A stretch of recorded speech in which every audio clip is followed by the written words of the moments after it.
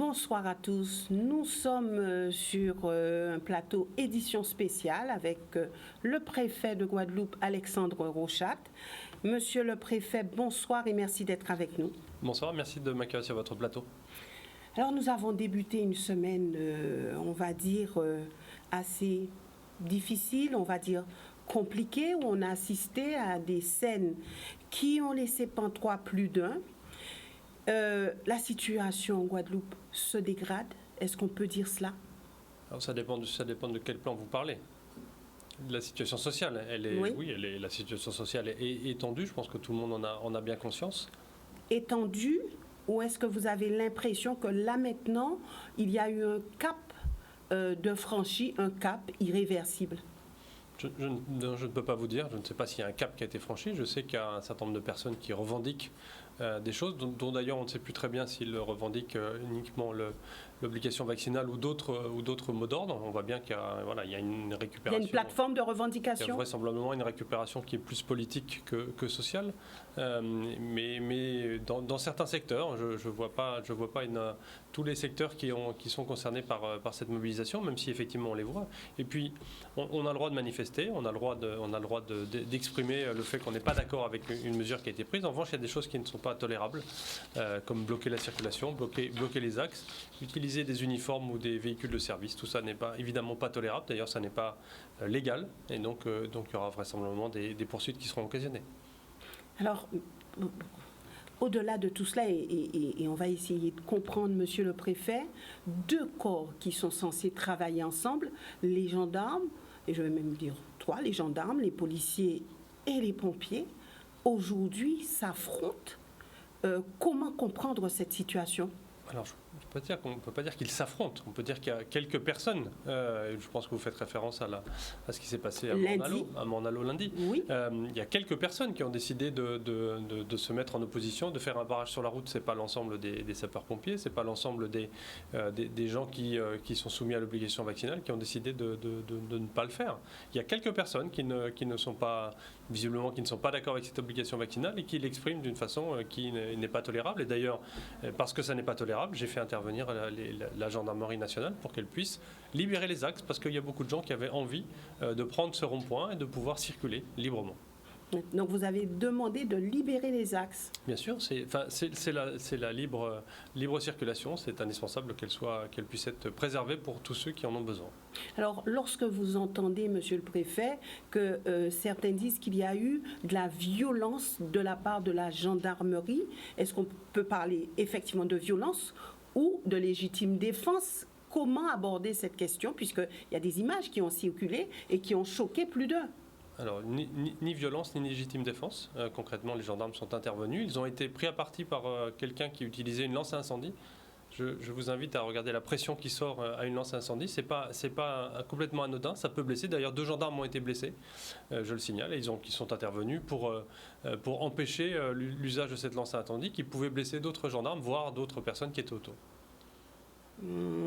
Alors que va-t-il se passer, puisque on a vu que les pompiers ont dit nous ne baisserons pas les bras. Ils ont dit qu'ils ont été attaqués par la gendarmerie et qu'ils vont continuer leur mouvement. Alors là, est-ce qu'on n'est pas en train de monter crescendo au niveau d'une situation inéluctable? Vous savez, moi, je ne fais pas partie de ceux qui ont envie qu'on monte sur des situations extrêmes. Concrètement, on a le droit de ne pas être d'accord, on a le droit de manifester, on a le droit de faire grève. C'est un droit qui est reconnu, y compris évidemment pour les sapeurs-pompiers. Simplement, il y a des règles à respecter. Et donc, il faut que ces règles soient respectées jusqu'au bout et par tout le monde. Alors, pour que la population qui nous écoute puisse comprendre quelles sont ces règles que les pompiers n'ont pas respectées. Les pompiers ou d'autres. Quand on a des obligations de service public, on doit d'ailleurs, pour la première des choses, c'est qu'un pompier a tout à fait le droit de faire grève, il a tout à fait le droit de manifester, mais il doit le faire en civil et pas pendant ses heures de service et pas avec des véhicules de service. Voilà des règles essentielles, d'ailleurs, qui ont été rappelées par le président du conseil départemental, je crois, dans un communiqué de presse cet après-midi. Oui, le président du conseil départemental, Jean-Philippe Courtois, qui disait qu'il va falloir que l'État et effectivement les élus, et notamment lui, président du conseil départemental, puissent trouver des solutions pour que cette situation ne puisse pas perdurer. Vous savez, on a déjà très, très largement trouvé des solutions pour. On est le 15 novembre aujourd'hui, l'application de l'obligation vaccinale, c'était le 15 septembre. Donc on a pris du temps, on a permis à tout le monde de pouvoir prendre ses responsabilités sur cette obligation vaccinale. Aujourd'hui, elle s'applique. D'ailleurs, regardez dans les centres de soins, les centres hospitaliers, le taux de vaccination, le taux de personnes qui peuvent satisfaire aux obligations qui sont maintenant requises, c'est à plus de 80% dans les établissements de santé. Donc voilà, on a laissé le temps et les gens l'ont fait. Donc ce travail peut être fait évidemment avec le SDIS aussi. Oui, donc plus de report pour cette obligation vaccinale. On a vu qu'en Martinique, il y a un report jusqu'au 15 décembre pour les soignants. Alors le report en Martinique, il est jusqu'au 31 décembre pour la deuxième dose, mais jusqu'au 6 décembre pour la première dose. 6 décembre. 6 décembre pour la première dose, mais parce que la Martinique, et vous l'avez noté, est restée en état d'urgence sanitaire. Le taux d'incidence en Martinique est encore très élevé, il est au-dessus de 100, il n'arrive pas à descendre en dessous de 100. La Guadeloupe, elle, a quitté l'état d'urgence sanitaire depuis le 15 novembre, donc ça explique cette différence. Donc là, plus de report, il faut vraiment appliquer la loi. Oui, mais la loi s'applique comme elle s'applique partout sur le territoire de la République. Ouais. Alors lorsqu'on a entendu les pompiers aujourd'hui qui disent nous on ne baissera pas les bras, on continuera, jusqu'où ça ira? Moi, voilà, on est en République, c'est le territoire de la République, la loi s'applique. Il faut savoir pourquoi est-ce qu'on a demandé l'obligation vaccinale. La vaccination est un élément qui est extrêmement important pour toute la population, et elle l'est aussi pour les gens qui sont amenés à prendre soin de personnes fragiles. C'est pour se protéger eux, puisqu'ils peuvent avoir à traiter des gens qui sont covidés, ou à l'inverse, ils peuvent, s'ils sont malades, transmettre ce Covid. On a eu beaucoup de clusters qui ont été générés dans les établissements de santé. Il faut s'en préserver, et la vaccination est aujourd'hui ce qui permet de le faire. Enfin, je rappelle que quand on rentre dans une profession, il y a un certain nombre de prérequis, et parfois dans certaines professions, il y a déjà des vaccinations obligatoires. C'est le cas chez les professionnels de santé. Et bien, parmi toutes ces vaccinations obligatoires, il y a en plus le vaccin contre la Covid. Alors aujourd'hui, certains élus disent qu'il va falloir, et notamment certains qui sont passés sur ce plateau, trouver une solution adaptée au territoire de la Guadeloupe. Est-ce que l'État est prêt à s'orienter vers cette solution? Je ne sais pas ce que c'est que, s'agissant de la vaccination, d'une solution qui serait adaptée. Concrètement, il n'y a pas de 50 solutions. Soit on est vacciné, donc on est protégé et on protège les autres, soit on n'est pas vacciné. Il n'y a pas de solution entre les deux. Ouais. Donc ce ne sera pas de sitôt la fin de l'obligation vaccinale. Ah non, en clair, c'est ça. C'est une loi votée par le Parlement, et par les parlementaires d'ailleurs qui sont issus de la Guadeloupe. Comment vous sentez-vous dans cette situation ? Je me sens à ma place comme responsable de l'État qui est là pour garantir l'application des lois et la garantie de l'ordre. Donc voilà, je suis parfaitement à l'endroit où je dois être, avec mes équipes, avec les policiers et les gendarmes qui agissent quand c'est nécessaire, mais aussi avec tous les autres acteurs, parce que au-delà de ces personnes qui sont contre l'obligation vaccinale et qui manifestent, et c'est encore une fois leur droit, j'ai aussi beaucoup de gens qui me soutiennent et qui disent que c'est indispensable. D'ailleurs, il y a beaucoup de tribunes en ce moment sur le besoin, de l'obligation vaccinale dans les hôpitaux, y compris par des grands spécialistes, des médecins qui sont en métropole et qui sont d'origine guadeloupéenne, ou des Guadeloupéens qui sont sur le territoire, qui expliquent qu'en dehors de la vaccination, on n'a pas tellement de choix. On n'arrivera pas à s'en sortir si on n'arrive pas à être mieux vacciné. Alors, j'ai entendu les propos du président de la République qui disait que d'ici la fin de l'année, il y aura des traitements qui vont pouvoir pallier peut-être à la vaccination, entre guillemets, puisque le président disait qu'il y aura des traitements efficaces pour empêcher que les malades du Covid puissent développer des formes graves. Alors, est-ce que ce ne serait pas la solution ? Alors, le président de la République n'a pas pu donner de date encore, mais on sait que ça peut arriver. Il a dit d'ici la fin de l'année. Ça peut arriver d'ici à la fin de l'année, mais en fait, il y a deux solutions. Mais d'ailleurs, ça fonctionne pour tous les virus qu'on connaît, sur lesquels on a des vaccins et on a des médicaments pour les soigner. Le vaccin, ça évite de contracter la maladie, donc ça évite d'avoir à se soigner, ça évite d'avoir des complications. Et ça évite ensuite de diffuser cette maladie parce qu'on le voit bien avec le Covid et on le voit bien avec les variants. C'est plus cette maladie se diffuse, plus le virus mute et change et plus on a des variants. Et donc, si on n'arrive pas à la contenir, et pour la contenir, on n'a pas 50 solutions, c'est la vaccination qui permet de le faire, on aura devant nous toujours des variants qui continueront à arriver.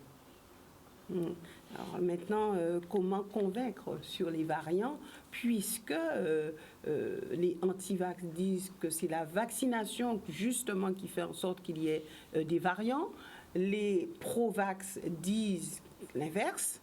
Alors aujourd'hui, entre les deux, comment se positionner? Moi, j'invite juste à lire les communications scientifiques des spécialistes de l'OMS, des spécialistes du Haut Conseil de la Santé publique en France ou des médecins, des spécialistes qui publient sur le sujet et qui expliquent ce qu'est la vaccination, ce qu'elle apporte et ce qu'elle n'est pas justement.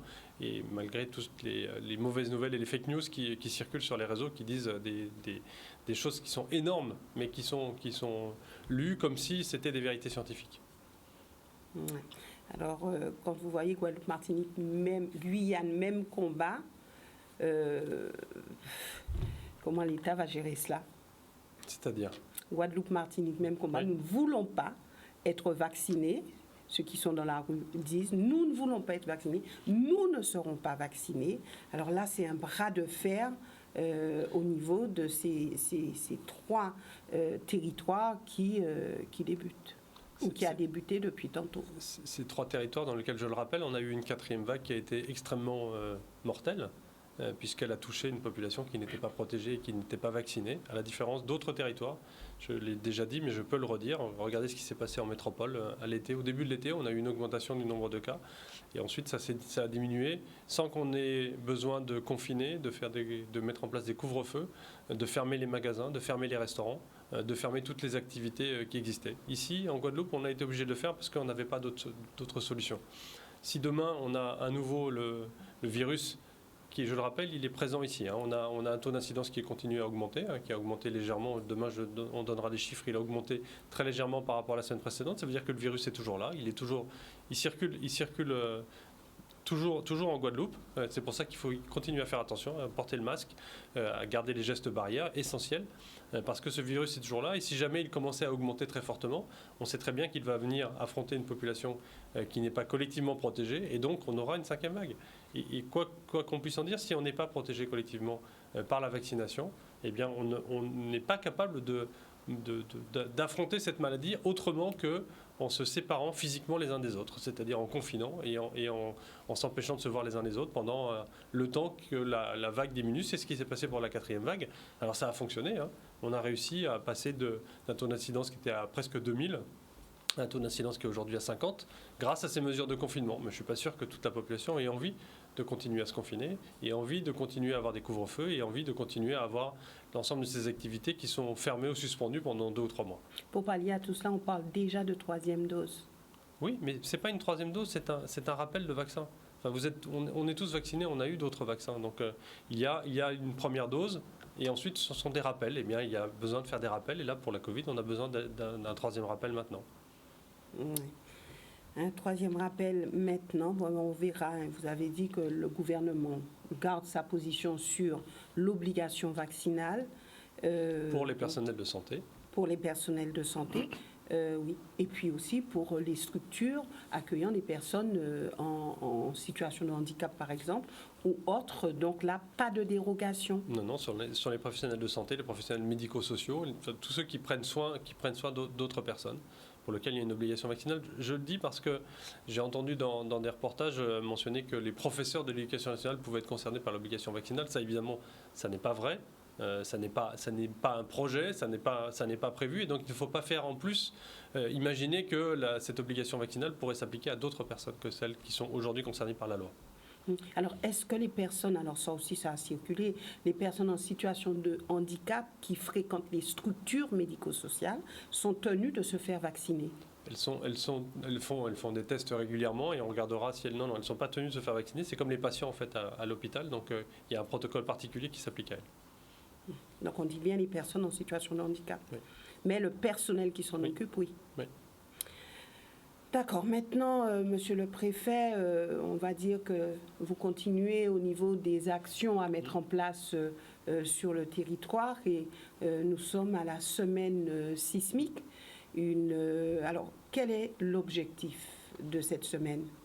Alors, l'objectif de cette semaine, ça date de 2008, donc c'est maintenant, on a fait beaucoup d'épisodes, c'est de se préparer collectivement à vivre un séisme. Donc c'est un des risques majeurs que nous connaissons ici en Guadeloupe, comme vous le savez. C'est un risque important et qui, à la différence d'autres risques naturels, on n'est pas capable de le prévoir, donc on n'est pas capable de l'anticiper. Donc ça veut dire qu'il faut avoir des actes réflexes, des attitudes, savoir comment se comporter tout le temps, quel que soit l'endroit où on est et quelle que soit l'heure à laquelle on se place. C'est difficile à imaginer, mais n'importe quand vous pouvez subir un séisme. D'ailleurs, on en a connu il y a encore la semaine dernière. Je ne sais pas s'ils ont été ressentis, mais il y a eu des secousses sismiques. Il y en a qui ont été ressentis il y a quelques semaines.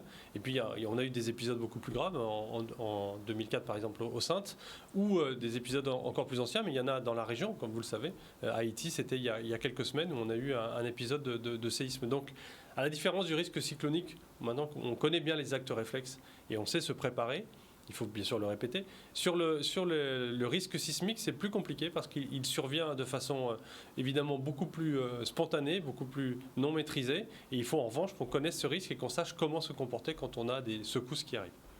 Alors il y a ce plan séisme Antilles sur lequel on s'appuie. Un plan séisme Antilles qui est connu, où il y a eu suffisamment de communication. Alors, je crois qu'il faut bien dire ce qu'est le plan séisme Antilles. Le plan séisme Antilles, c'est un plan d'investissement, c'est-à-dire c'est de l'argent public qui est mis en œuvre pour pouvoir conforter un certain nombre de bâtiments et apporter de la sécurité bâtimentaire.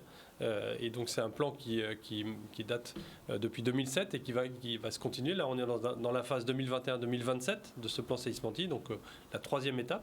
Et c'est 500 millions d'euros qui sont prévus dans ce plan séisme Antilles pour conforter les bâtiments, faire des diagnostics et puis les conforter. On a plusieurs priorités dans ce plan séisme Antilles, mais je vais répondre à votre question. Oui. On a plusieurs priorités. Premièrement, les écoles primaires, les collèges et les lycées, qui sont un élément qui est extrêmement important. Alors avec des stratégies qui sont différentes en fonction des collectivités qui portent ces travaux. La région, par exemple, a décidé de se concentrer beaucoup sur le lycée Bainbridge, qui est un grand lycée avec 2500 élèves, donc qui est majeur, donc avec des travaux qui sont extrêmement importants et extrêmement lourds et qui évidemment prennent du temps. Il y a beaucoup d'années mais le travail est lancé puisqu'il y a déjà eu des inaugurations de différents bâtiments et donc ça va continuer. Le département, ce sont les collèges, donc il y a un certain nombre de collèges qui sont visés par ce plan séisme Antilles. Il y en aura 4 en 2022. Le département est en train de sélectionner quels sont les collèges. Et puis il y a les écoles primaires sur lesquelles c'est un peu plus compliqué parce que ce sont les communes qui sont maîtres d'ouvrage. Et donc il y a, en fonction des communes, plus ou moins de facilité à lancer ces opérations, mais elles sont en train de se mettre en place. Donc ça, c'est pour les écoles. Le deuxième axe de priorité, ce sont les endroits dans lesquels on a les secours qui sont positionnés ou qui peuvent intervenir. Par exemple, ce n'est pas dans le cadre du plan séisme Antilles, mais le nouveau CHU, qui est en construction, il sera préparé pour résister à un séisme. Donc ça, c'est important, puisque dès le base, on a pu le faire.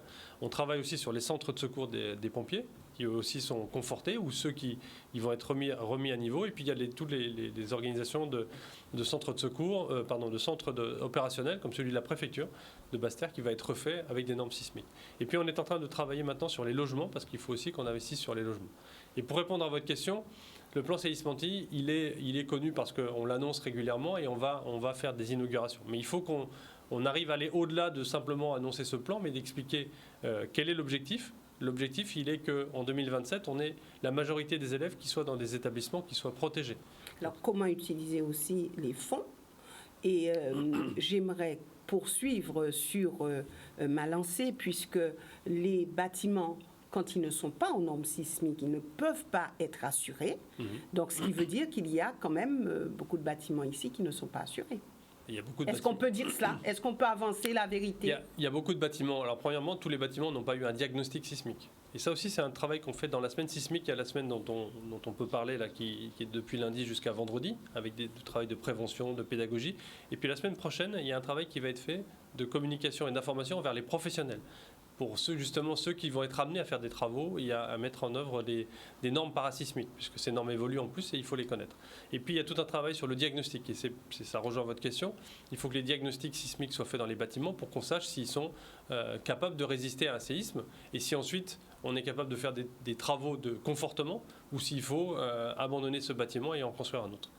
De toute façon, je pense que les élus sur leur territoire ont quand même pris à bras le corps cette question, et j'en reviens puisque j'ai eu à faire une émission sur justement le plan séisme anti, et j'ai pris la tâche des assureurs en essayant de comprendre ce qui se passait, et plusieurs m'ont dit qu'il y a beaucoup de bâtiments ici qui ne sont pas assurés. Ah bien sûr, il y a beaucoup de bâtiments qui ne sont pas assurés, parce qu'il y a beaucoup de Alors, bâtiments qui sont... Alors en cas de problème, ah ben bien sûr. Eh ben, à qui devra-t-on s'adresser?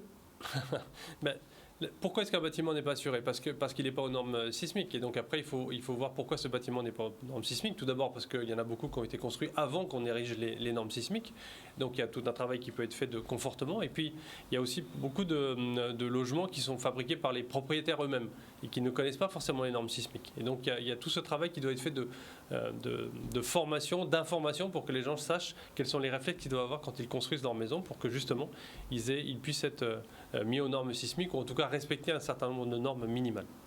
Alors je parlais surtout des bâtiments publics, puisque quand on reçoit du public, en général, on essaye d'être au plus près de la sécurité et d'être en règle dans tout cela. Bien, donc il y a un gros boulot à faire, et en espérant qu'il n'y aura pas de problème d'ici là. Oui, bah, ou qu'on aura aussi acquis un certain nombre de réflexes, parce que c'est pas parce que le bâtiment n'est pas entièrement en normes sismiques qu'on ne peut pas avoir des réflexes en cas de séisme, et notamment de se mettre, d'attacher ses meubles dans son logis, de se mettre sous l'encadrure d'une porte quand il y a un séisme. Enfin, voilà. Il y a quelques réflexes qu'on apprend d'ailleurs pendant cette semaine sismique. On a tout un travail qui est fait à Destreland par exemple, avec des démonstrations par la Croix-Rouge d'un simulateur de séisme, pour que les gens comprennent ce que c'est. Il y a le sismobus qui est à Marie-Galante pour toute la semaine, qui circule dans les 3 communes et dans les établissements scolaires. Et puis on va jeudi après-midi dans un collège faire une démonstration de réalité virtuelle pour montrer aux élèves ce qu'est vivre un séisme, pour que chacun puisse s'en rendre compte. C'est comme ça qu'ensuite on peut progresser dans la connaissance de ce risque majeur. Alors on peut se dire qu'au niveau des séismes, on ne sait pas l'amplitude, la magnitude, on ne sait pas, on ne maîtrise rien du tout, et on se dit faut essayer de se protéger, mais est-ce que ça sera efficace, puisque on a vu avec, pas dans le même registre, mais le cyclone Irma, personne ne s'attendait à un cyclone comme celui-là. Pour les séismes, c'est à peu près pareil. Bien sûr. Alors c'est ce que je disais tout à l'heure. En plus, la différence entre un cyclone et le séisme, c'est que le cyclone, avec maintenant les prévisionnistes de Météo France et les spécialistes américains, on est capable d'avoir la trajectoire et d'avoir l'intensité, voilà. Peut-être pas. Voilà, l'intensité, elle peut, voilà, ça peut évoluer, on le sait très bien. Mais le séisme, pour le coup, ça, on est incapable de le prévoir. Donc c'est pour ça aussi qu'il y a cette surprise en fait qu'il faut essayer de mesurer. Mais il y a des nations qui vivent aujourd'hui dans des endroits qui sont soumis à des séismes très importants, je pense au Japon par exemple, oui. Et qui maintenant vit très bien et n'a pas des constructions qui sont faites. Donc voilà, donc on sait que c'est possible. Il y a toute une progression à faire pour y arriver. Oui. Donc ça sera une semaine plutôt de prévention, de communication, d'information intense. Voilà, exactement. Voilà, donc au-delà, il y a aussi autre chose. Chaque année, on voit, il y a vraiment une grosse information sur déposons les armes, et ça, c'est depuis 2013. Oui. Exactement. Depuis 2013, avec plus de 900 armes déposées. Presque 1000 armes déposées. Oui. Et puis, on compte aussi les munitions, plus de 12 000 munitions de déposées.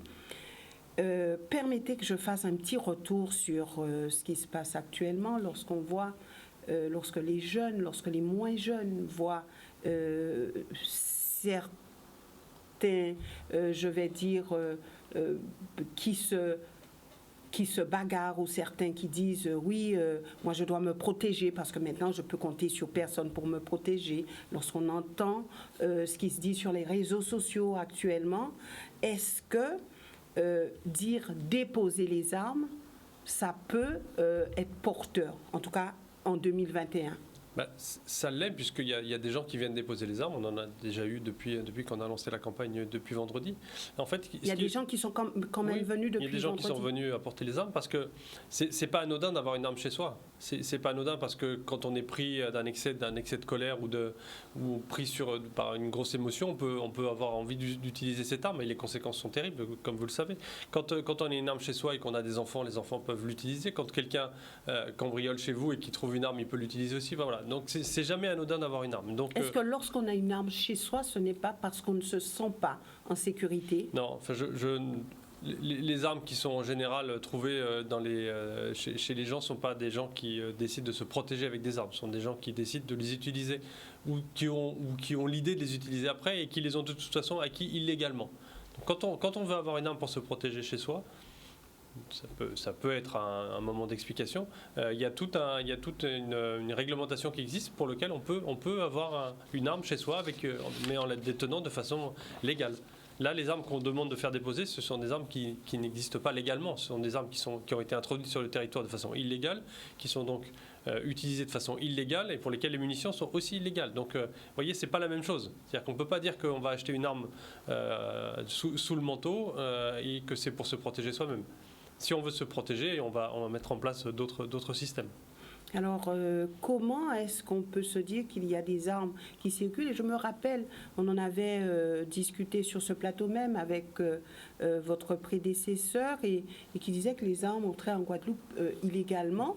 Mais il y a quand même des contrôles. Comment est-ce qu'il y a autant d'armes qui circulent sur le territoire comme ça? Parce qu'il y a des moyens d'introduire des armes ici qui sont assez aisés. On est à proximité d'autres îles de la Caraïbe. Il suffit de venir en bateau et d'accoster sur une plage. On sait aussi que c'est comme ça que les stupéfiants arrivent en Guadeloupe. Donc on connaît la façon d'agir. On arrive à intercepter des embarcations et des armes, mais pas toutes. Et donc il y a des armes qui circulent sur le territoire. Est-ce que vous avez une petite idée du nombre d'armes qui circulent? Non, c'est très compliqué. C'est très compliqué de le savoir puisque par nature c'est illégal, donc les gens ne le déclarent pas. En revanche, ce qu'on sait, c'est que quand on fait des contrôles, quand les policiers ou les gendarmes font des contrôles des perquisitions, quand ils font des contrôles de voies routières, sur le bord des routes, ils trouvent assez régulièrement des armes qu'ils confisquent d'ailleurs.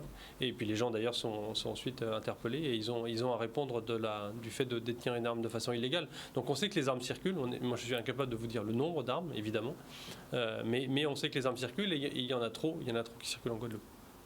Alors, on peut dire que c'est une infime partie aujourd'hui que vous avez pu récupérer à partir de cette opération Déposons les armes. Mais même si c'est une infime partie, c'est déjà important de les avoir récupérées. Et puis, on le fait tous les ans, à partir du mois de novembre jusqu'au 31 décembre. Mais si quelqu'un, après le 31 décembre, décide de vouloir rapporter une arme volontairement, on lui appliquera évidemment les mêmes mesures, c'est-à-dire qu'il n'y aura pas de poursuite. Ce sera une arme qui sera déposée, soit à la gendarmerie, soit à la police, soit dans un bureau de la police municipale, puisqu'on a une convention avec l'association des maires sur ce projet. Et donc cette arme peut être déposée même après le 31 décembre, sans qu'il y ait de poursuite. Donc ces personnes n'ont pas décliné leur identité? Non, elles viennent déposer leur arme. Alors on fera le contrôle de l'arme pour vérifier que cette arme n'a pas été utilisée dans un crime ou dans un délit, mais la personne n'aura pas de poursuite parce qu'elle vient déposer cette arme. Alors déposons les armes, ça porte? Oui, ça marche, ça marche. Je vous dis, un millier d'armes à peu près qui ont été déposées. L'an dernier avec le Covid, ça a été un peu moins bon. Donc cette année, je pense qu'il faut vraiment que les gens aient bien conscience que garder une arme chez soi, c'est pas du tout anodin et c'est pas parce qu'on l'a acquis illégalement ou parce qu'elle est arrivée de façon illégale chez soi qu'on peut pas aller la rendre si on n'a pas eu un usage criminel avec. Oui. Donc il y a donc des visuels, il y a un spot. Comment faites-vous cette année avec cette situation sanitaire plus ou moins compliquée pour communiquer sur le fait qu'il faille déposer les armes?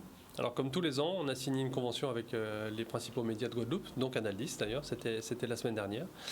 Donc on a signé une convention avec les médias pour qu'on puisse diffuser un clip qui, je ne sais pas si vous que nous pouvons peut-être regarder tout de suite tout à l'heure. Oui, nous sommes prêts pour le clip. Oui.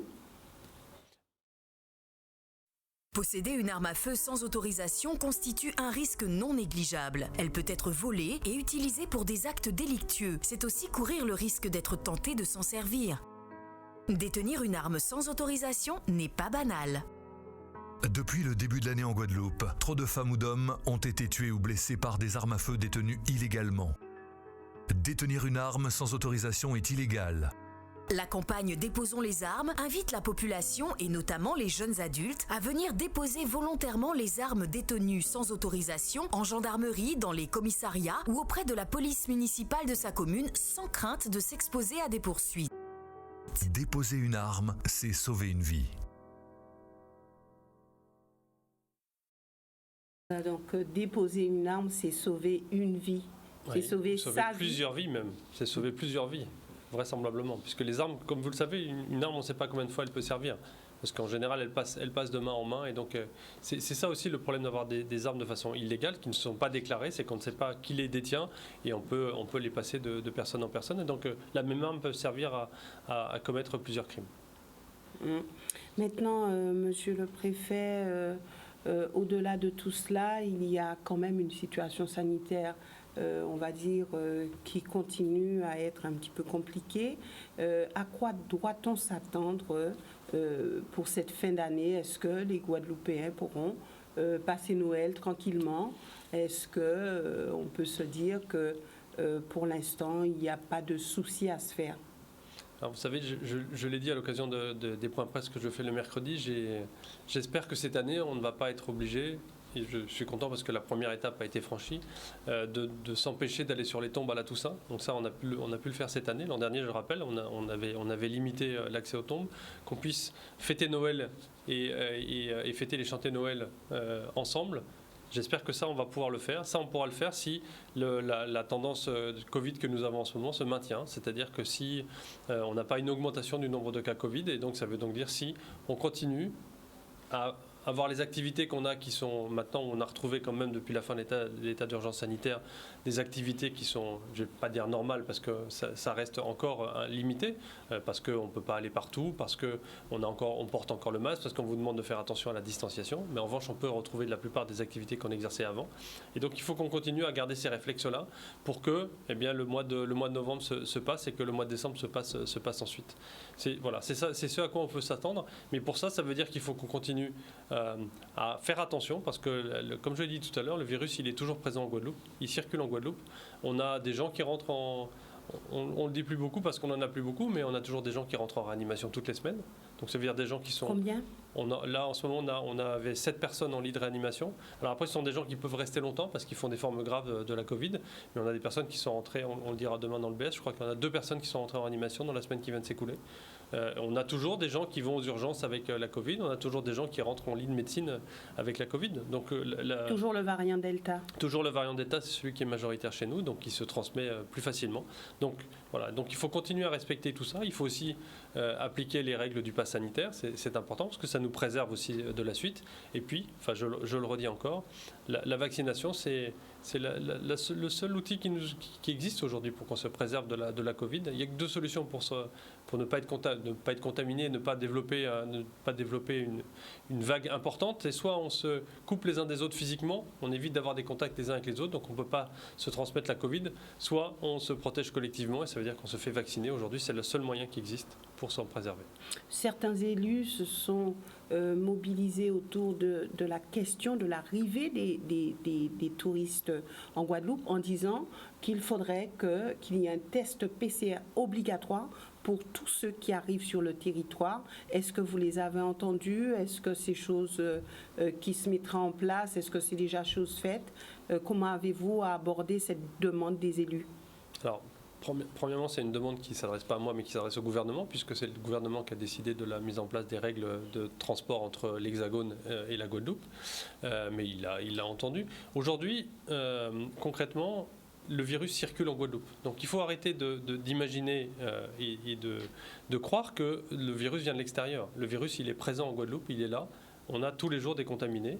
Je vous dis, on doit avoir 160 cas positifs dans la semaine qui vient de s'écouler, entre 160 et 200 cas. Donc ça veut dire que si vous comptez par jour, ça fait toujours une vingtaine ou une trentaine de personnes qui sont contaminées. Et ce sont des gens qui sont ici.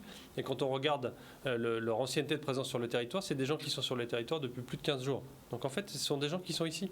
Et donc le virus, il est ici, il est présent ici. Il ne faut pas imaginer qu'il vient de l'extérieur, que c'est en évitant qu'on ait des contacts avec l'extérieur qu'on n'aura pas la Covid. Donc le virus, il est présent ici, il faut s'en préserver ici. Ensuite, quand on est vacciné, on a quand même 95% de chances de ne pas développer une forme grave, on est moins contaminant, et donc il n'y a pas de raison sanitaire. C'est le Haut Conseil de santé publique qui a donné cet avis. Il n'y a pas de raison sanitaire aujourd'hui, quand on regarde les taux de contamination en métropole et quand on regarde les taux de contamination ici en Guadeloupe, d'avoir un test PCR. Demain, quand on aura des différences importantes de taux d'incidence entre la métropole et la Guadeloupe dans un sens comme dans l'autre, on pourra peut-être y regarder. Mais aujourd'hui, dans la situation actuelle, il n'y a pas de raison d'avoir des tests PCR entre la Guadeloupe et l'Hexagone, comme il n'y en a pas de raison d'en avoir entre la Guadeloupe et la Martinique pour les vaccinés. En revanche, pour les non-vaccinés, pour le coup, là, vous êtes potentiellement contaminant, donc il est important que vous ayez un test PCR, que vous puissiez justifier de votre déplacement en Guadeloupe et que vous fassiez un auto-isolement à l'arrivée. Vous en avez discuté avec les élus ? Alors, pour l'instant, les élus qui ont écrit cette demande, c'est pas à moi qu'ils l'ont fait en tout cas. Mais c'est une demande qu'on évalue assez régulièrement en comité des élus tous les mercredis. Ouais. Voilà, donc il y a une question concernant le sport, puisque vous savez que la Guadeloupe, terre de champions, terre de sport, et il y a Séverine qui posait une question et qui dit, je cite, aborder la question du pass sanitaire chez les 12-17 ans, qui est un réel frein à la pratique sportive des enfants. Alors, le paradoxe étant qu'ils peuvent faire le sport en UNSS sans passe et arriver dans les clubs, ils ont besoin de passe. Alors, elle demande à comprendre ce positionnement et est-ce qu'il ne faudrait peut-être pas revoir tout cela ? Alors, concrètement, le pass sanitaire, il est obligatoire pour les 12-17 ans dans les clubs, effectivement, il n'est pas obligatoire à l'école. Quand on fait du sport à l'école. Tout simplement parce que quand on fait du sport à l'école, on est déjà dans un environnement qui est celui de la classe, c'est-à-dire dans l'environnement où on n'est pas tous mélangés et les élèves se côtoient les uns les autres toute la journée dans la classe et donc le sport se fait de la même façon. Quand on est dans un club, eh bien, on a des enfants qui viennent d'horizons complètement différents et donc là on a du mélange potentiel qui peut exister et donc on a des contaminations qui peuvent exister. Enfin, je rappelle que pour le pass pour les 12-17 ans, les tests PCR ou antigéniques continueront à être gratuits pour les moins de 18 ans. Donc il y aura toujours la possibilité de faire un test si les enfants ne sont pas vaccinés. Donc pour ceux qui sont dans les clubs Pour ceux qui sont dans les clubs. Voilà. Et la fréquence des tests ? Toujours 72 heures ? Toujours 72 heures. Voilà, donc j'espère que Séverine sera satisfaite de cette réponse puisqu'on sait que c'est quand même préoccupation pour les parents qui ont des enfants, qui ont une pratique sportive. Maintenant, Monsieur le Préfet, un peu avant demain, qu'est-ce qu'il y a de nouveau à annoncer à la population ? Non, il n'y a pas de scoop pour demain. On est sur une tendance plutôt de stabilisation de nos standards et nos indicateurs de la Covid. Une stabilisation un petit peu à la hausse, donc il faut qu'on reste vigilant pour la suite. Mais il n'y a pas d'évolution dans les mesures administratives. On a quitté l'état d'urgence sanitaire depuis hier. Et donc il reste quelques mesures administratives qui sont celles qui sont en vigueur en métropole d'ailleurs, puisqu'on est maintenant sur le même niveau de vigilance qu'eux, c'est-à-dire le port du masque dans les lieux publics et dans les espaces publics, et puis un siège sur deux quand on est au théâtre, au cinéma ou dans les établissements recevant du public, par exemple dans les gymnases ou dans les stades quand on va regarder des matchs de football. Alors apparemment, et nous arrivons à la fin de cette émission, apparemment demain, il est prévu encore des barrages. Est-ce que vous avez l'intention de recevoir notamment les pompiers, les syndicats pour essayer de discuter au moins, de communiquer sur tout cela ? Moi, je suis prêt à les recevoir et à discuter, mais me dire qu'on ne peut pas appliquer une loi de la République, ce n'est juste pas entendable. D'accord. Donc la discussion ne peut pas tourner autour du fait que l'obligation vaccinale va être suspendue ou supprimée en Guadeloupe. En tout cas, c'est pas avec moi qu'il faut en parler. Avec qui alors il faut parler? C'est une loi de la République, donc ça veut dire que c'est le gouvernement et les parlementaires qui ont décidé cette loi. Donc concrètement, comme toutes les lois, elle s'applique en Guadeloupe comme elle s'applique ailleurs. Donc si l'objet c'est de dire que cette loi ne peut pas être appliquée en Guadeloupe, moi je ne suis pas la personne compétente pour pouvoir en parler. Merci, Monsieur le Préfet, d'être venu sur ce plateau. Merci aussi à vous, téléspectateurs, de nous avoir suivis. Excellente soirée à tous. Assis toutes les Antilles, problème à tremblement de plus qui pour talent. D'avoir plaque tectonique l'Amérique qu'a glissé en bas plaque Caraïbes, bonnes îles Caraïbes, Saint-Martin, Saint-Barthélemy, Martinique, Guadeloupe, au premier rang à dans affaires tremblement de terre. En 2007, l'État fait tout ça a été doué fait à dans un plan pour protéger ces populations-là et l'alironage là. Pour yo, pas bigidi au premier secours. PSA, plan séisme Antilles. L'État qui prend pareil pour consolider ou bien refaire toutes ces grandes constructions publiques là. Plan tremblement de terre là ça, c'est mettez moun au courant et fait moun prendre garde. Mettez-moi bien informé pour une protection meilleure. Chaque année, Tinio Simen pour informer et faire ces populations là prendre conscience à danger yo ka courir pour tremblement de terre et ça ka rentrer à dans cadre PSA. Rendez-vous là, ça a fait ensemble avec service à l'État, service à collectivité territoriale et service à rectorat pour Mouneli, mettre à manioc à grand constructionnement, à toute l'école et pour tout le monde. Quel en soit grade à yo. Si vous voulez connaître petit brin plus encore, alors pas de temps. Rendez-vous à 6 sites à la préfecture et à 6 sites à la DEAL. Qui c'est pour tout le monde, qui c'est pour collectivité, qui c'est pour l'entreprise. Danger à tremblement de terre, c'est pour nous toutes. Donc, en nous continuer bachal en nous gaz pour territoire en nous, rester au mot de HEP.